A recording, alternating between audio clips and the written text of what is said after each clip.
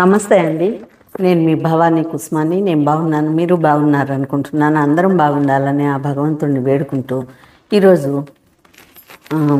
మనకి ఇక్కడ కాశ్మీర్లో జరిగిన విషయాల గురించి కొన్ని మాటలే చెప్తానండి. నేను ఎక్కువ కూడా చెప్పలేకున్నాను, ఎందుకంటే నాకు నిన్న చేసిన వీడియోనైతే ఈరోజు పెట్టాను, కానీ అసలు ఈరోజు వీడియో చేయాలన్న మనసే రాలేదండి. ఎందుకంటే ఫోన్లో ఓపెన్ చేస్తే నాకు ఉగ్రవాదుల దాడే కనిపిస్తుంది, వాళ్ళ ఆర్తనాదాలు వినిపిస్తున్నాయి.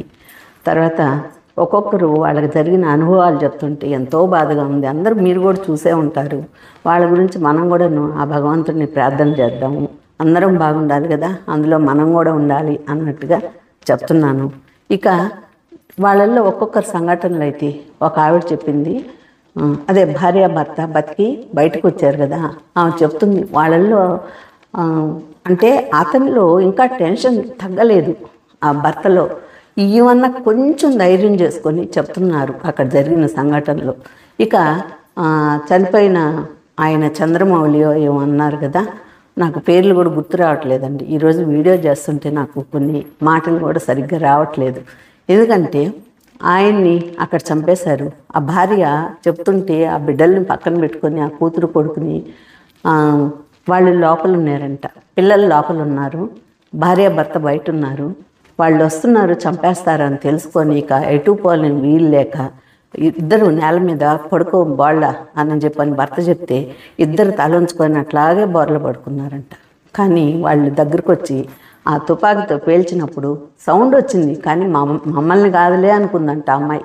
కాసేపటికి తన డ్రెస్ అంతా తడిచిపోయేసరికి డౌట్ వచ్చి చూసిందంట, కానీ తనను కాల్చలేదు.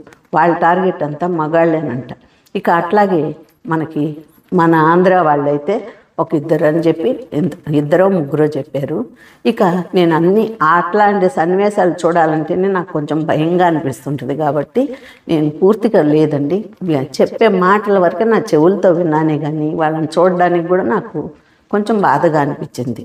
ఇక ఈ చంద్రబాబు నాయుడు గారు, పవన్ కళ్యాణ్ వీళ్ళు పోయి వాళ్ళకి నివాళులు అర్పించేది ఆ బిట్లు చూశాను నేను. తర్వాత వాళ్ళని కాపాడాడు కదా డ్రైవరు, అతను కూడా ఒక ముస్లిమే. అసలు కాశ్మీర్లో ఉగ్రవాదులు జిహాద్ తీసుకున్న వాళ్ళే ఉగ్రవాదులండి. నిజంగా కాశ్మీర్లో ఉండే ముస్లిమ్స్ ఫ్యామిలీస్ ఇప్పటిదాకా నిర్భయంగా బతికాం మేము, ఇది ఏంటి బాధ అని మన వాళ్ళు కూడా ఇండియాలో మన వాళ్ళు ఎలా బాధపడుతున్నారు ముస్లిమ్స్, అట్లాగే వాళ్ళు కూడా బాధపడుతున్నారు. వాళ్ళు ఎన్నో ఫ్యామిలీని కాపాడారంట. అంటే వాళ్ళే వాళ్ళ ఇళ్లలో పెట్టుకోవడం, వాళ్ళకి దగ్గరుండి వాళ్ళని పంపించడము, ఇవన్నీ కూడాను ఆ ముస్లిమ్సే చేశారు.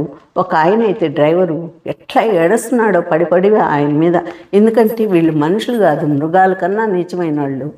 ఇట్లా మానవుల్ని చంపేసే వాళ్ళని నేను చూడలేదు అంటున్నారు.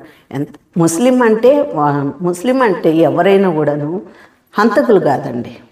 మనం హిందువులు ఎలాగో వాళ్ళు కూడాను, వాళ్ళకు ఒక మనసు ఉంటుంది కదా, అట్లాగే అతను ఎంతలా ఏడుస్తున్నాడు. ఒక అబ్బాయి అయితే పాపం నిన్న పెళ్ళంట, పోవడానికి లేదు, అందుకని ఆ అబ్బాయి ఆగిపోయాడు. చెప్తున్నాడు, నాకు పెళ్ళి, నేను పోవడానికి లేదు, ఆగిపోయానని చెప్తున్నాడు. ఒక ఫ్యామిలీలో భార్యాభర్త చెప్తున్నారు వాళ్ళు, మేమిద్దరము ఇంకొక అతను దూరంగా ఉన్నాడు, ఆడవాళ్ళతో పాటు ఒక 10 అడుగుల దూరంలో టాయిలెట్ కనిపోయాడంట. వీళ్ళంతా టాయిలెట్కి పోయారంట.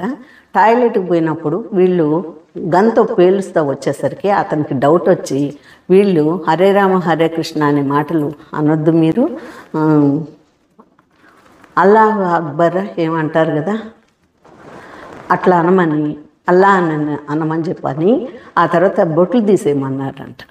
ఆ మొఖాన్ని ఉండే బొట్లు తీపిచ్చేసేసి అతను ఆ పాపట్లో పెట్టుకున్న కుంకుమ కూడాను బురద నీళ్ళతో కడిగేసేసుకొని వాళ్ళు ముస్లిమ్స్ లాగా నిలబడ్డారంట. తర్వాత మగాళ్ళు మూటకు కనిపిస్తే చంపేస్తున్నారు.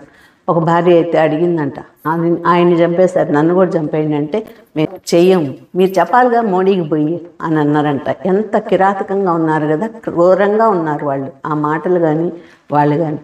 వీళ్ళు చెప్తుంటే ఒక్కొక్కరు హృదయ విదారకంగా ఉంది. ఆ బిడ్డలు ఏడుపులు కానీ, ఒక అమ్మాయి అయితే ఫ్లైట్ ఎక్కి చెప్తుంది, అదే ఆ భర్తను పోయిన అమ్మాయి చెప్తుంది, బోళ్ళ బొండుకుంది కదా, భర్తను చంపేశారు. అమ్మాయి చెప్తుంది, ఫ్లైట్ మమ్మల్ని ఎక్కించారు వాళ్ళు ఇక్కడికి పంపించేయడానికి.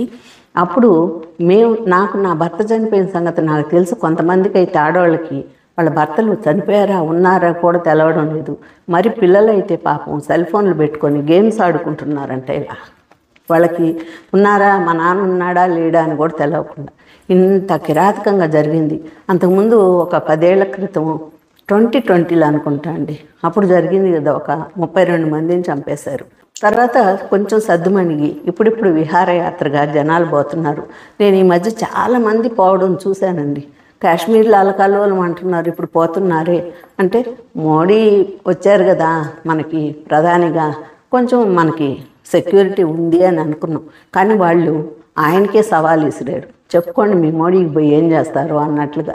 ఇప్పుడు పక్క దేశాల వాళ్ళకి మద్దతు కూడా మనకు దొరికింది. తర్వాత నీళ్లుగా సింధు నది నీళ్లు కూడా ఆపేశారు వాళ్ళకి ఇవ్వడానికి. ముఖ్యంగా మనిషికి కావాల్సింది వాటర్. ఆ నీళ్ళే ఆపేసినప్పుడు ఇక ఆ పాకిస్తాన్ ఏమవుద్ది, ఎడారైపోద్ది కదా.